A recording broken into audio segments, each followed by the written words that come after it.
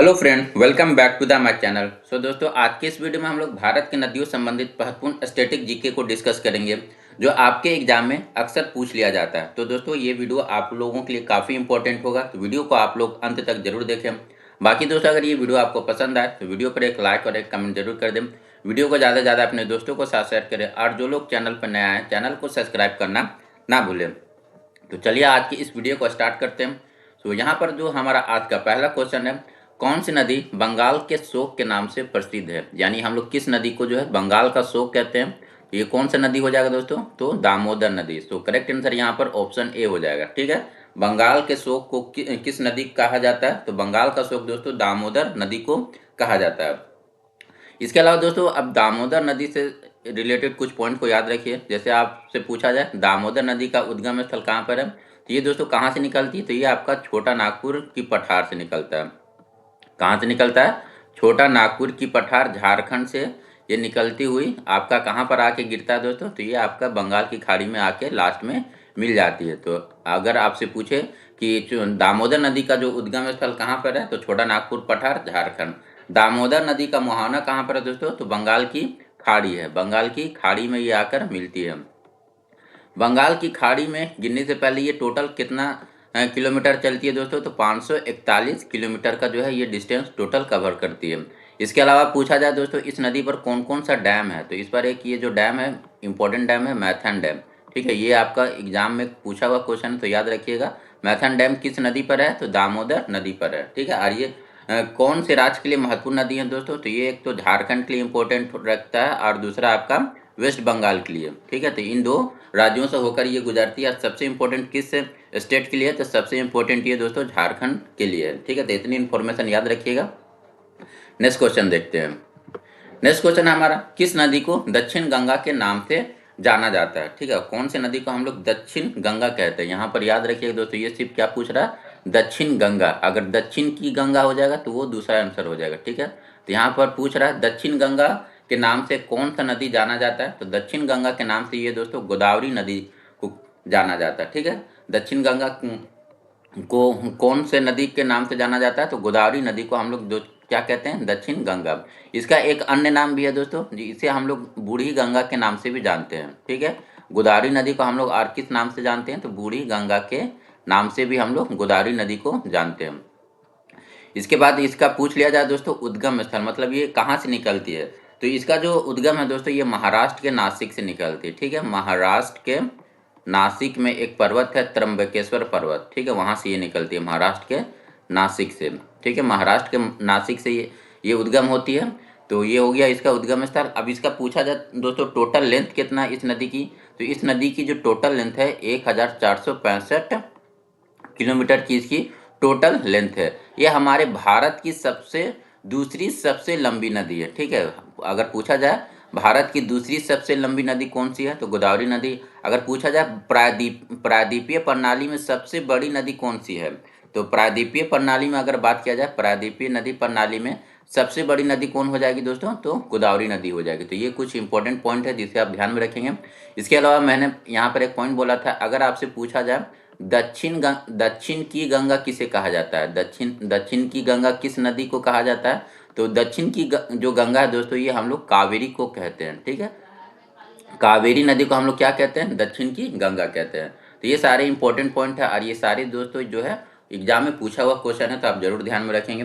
Next question देखते हैं, किस नदी को बिहार का शोक कहा जाता है? ठीक है, कौन सी नदी को हम लोग बिहार का शोक कहते हैं? तो ये भी एग्जाम में दोस्तों कई बार एग्जाम में पूछा हुआ, चाहे आपका बीपीएससी का एग्जाम हो या बिहार दरोगा का एग्जाम हो या अन्य एग्जाम हो, उसमें ये क्वेश्चन काफ़ी बार पूछा हुआ है। तो आप याद रखिएगा बिहार का शोक किस नदी को कहते हैं? तो ये दोस्तों कोसी नदी को कहते हैं। यहाँ पर करेक्ट आंसर हो जाएगा ऑप्शन डी हो जाएगा।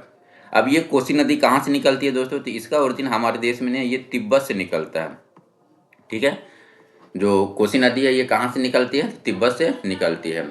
नेक्स्ट क्वेश्चन देखते हैं, भारत की कौन सी नदी कर्क रेखा को 2 बार काटती है? ठीक है, कर्क रेखा को 2 बार काटने वाली नदी भारत में कौन सी है?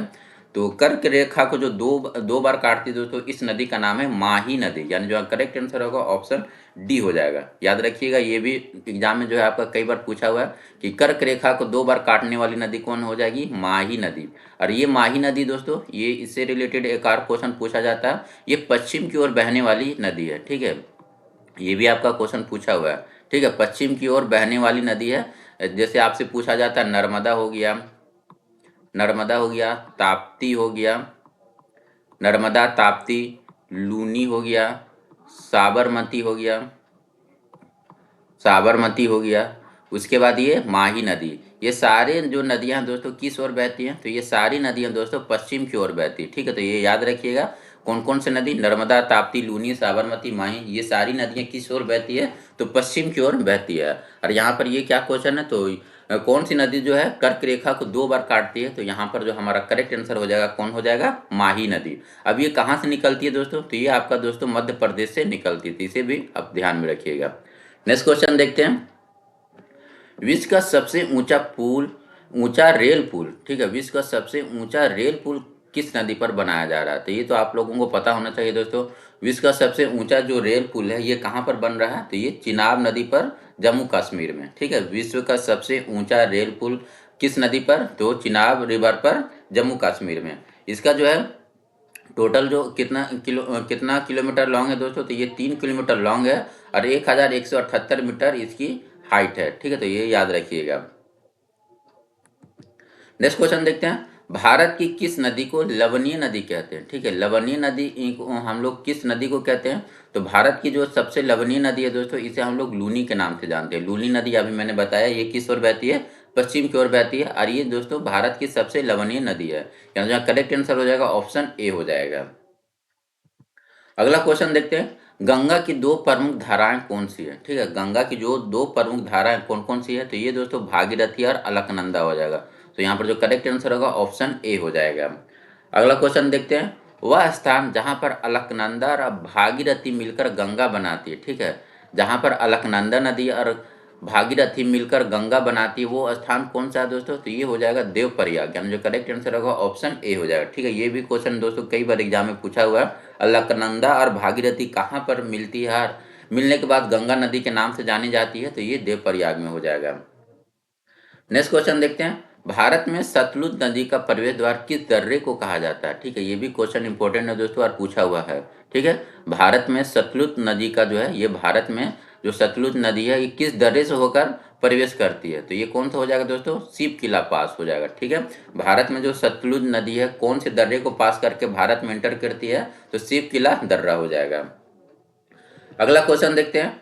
अरुणाचल प्रदेश में स्थित दापोरिजो पुल किस नदी पर बनाया गया है, ठीक है। ये जो पुल है दापोरिजो पुल अरुणाचल प्रदेश में है और ये किस नदी पर बनाया हुआ है, तो ये दोस्तों आपका सुबनसिरी हो जाएगा, यानी जो करेक्ट आंसर होगा ऑप्शन डी हो जाएगा, ठीक है। अरुणाचल प्रदेश में स्थित दापोरिजो पुल किस नदी पर बनाया गया है, तो सुबनसिरी। और ये सुबनसिरी किस नदी का दोस्तों सहायक नदी है, तो ये दोस्तों ब्रह्मपुत्र की जो है सहायक नदी है, ठीक है। सुबनसिरी किस नदी की सहायक नदी है, तो ब्रह्मपुत्र नदी की ये सहायक नदी है और इसी पर जो है दापोरिजो पुल बनाया गया है। अगला क्वेश्चन देखते हैं। डैश नदी मध्य प्रदेश के अमरकंटक से निकलती है, तो कौन सी नदी जो है मध्य प्रदेश के अमरकंटक पहाड़ी से निकलती है दोस्तों, तो ये नर्मदा नदी हो जाएगी, यानी जो करेक्ट आंसर होगा ऑप्शन ए हो जाएगा, ठीक है। कौन सी नदी जो है मध्य प्रदेश के अमरकंटक से निकलती है, तो नर्मदा नदी। अगला क्वेश्चन देखते हैं। भारत की सबसे लंबी नदी कौन सी है, तो भारत की जो सबसे लंबी नदी कौन हो जाएगी दोस्तों, ये सभी को पता है, भारत की सबसे लंबी नदी जो है गंगा नदी है और इसकी जो टोटल लेंथ कितना है 2525 किलोमीटर की इसकी जो है टोटल लेंथ है, ठीक है। 2525 किलोमीटर की इसकी टोटल लेंथ है और ये भारत की सबसे लंबी नदी है। अगर पूछा जाए दूसरी सबसे लंबी नदी कौन सी है, तो गोदावरी दूसरी सबसे लंबी नदी है। अब गंगा नदी जो है ये कहाँ से निकलती है दोस्तों, तो ये वैसे तो ये बोला जाए तो गंगोत्री ग्लेशियर उत्तराखंड से निकलती है, लेकिन इसका जो एक्चुअल है दोस्तों, जब देवप्रयाग में अलकनंदा और भागीरथी मिलती है तब वहाँ से ये जो है गंगा के नाम से जाना जाता है। अभी हम लोग ये चीज़ को पीछे डिस्कस कर चुके हैं। इसके अलावा दोस्तों इसका एक और क्वेश्चन इससे रिलेटेड पूछा जाता है। जब ये भारत छोड़कर बांग्लादेश में इंटर करती है, ठीक है, भारत छोड़कर जब बांग्लादेश में इंटर करती है तो बांग्लादेश में जो है गंगा को किस नाम से जाना जाता है, तो ये जब बांग्लादेश में इंटर करती है दोस्तों, तब इसे हम लोग पद्मा के नाम से जानते हैं। ठीक है, तो ये भी क्वेश्चन कई बार पूछा गया है कि बांग्लादेश में जो है गंगा का नाम क्या किस नाम से जाना जाता है, तो बांग्लादेश में जो है ये पद्मा के नाम से जाना जाता है। अगला क्वेश्चन देखते हैं, कपिल धारा और धुआंधार जलप्रपात, ये दोनों जो जलप्रपात है किस नदी पर स्थित है? कौन सा? कपिल धारा और धुआंधार जलप्रपात। तो ये दोनों दोस्तों आपका नर्मदा नदी पर स्थित है, यानी जो करेक्ट आंसर होगा ऑप्शन बी हो जाएगा। कपिल धारा धुआंधार जलप्रपात कहाँ पर? नर्मदा नदी पे। और कहाँ पर? तो आपका मध्य प्रदेश में। ठीक है, तो याद रखिएगा कपिल धारा और धुआंधार जलप्रपात नर्मदा नदी पर मध्य प्रदेश में। नेक्स्ट क्वेश्चन देखते हैं, भारत का सबसे बड़ा नदी द्वीप किस नदी पर है? तो ये जो भारत का सबसे बड़ा नदी द्वीप दोस्तों ये किस नदी पर स्थित है?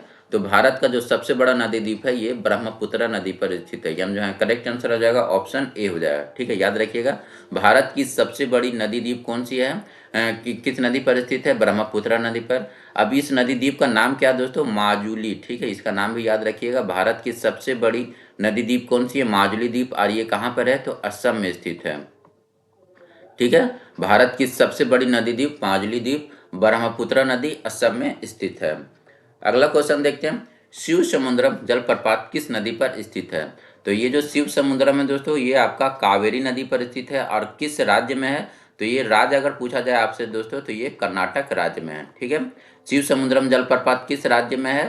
तो कर्नाटक में। और किस नदी पर है? तो ये आपका कावेरी नदी पर है।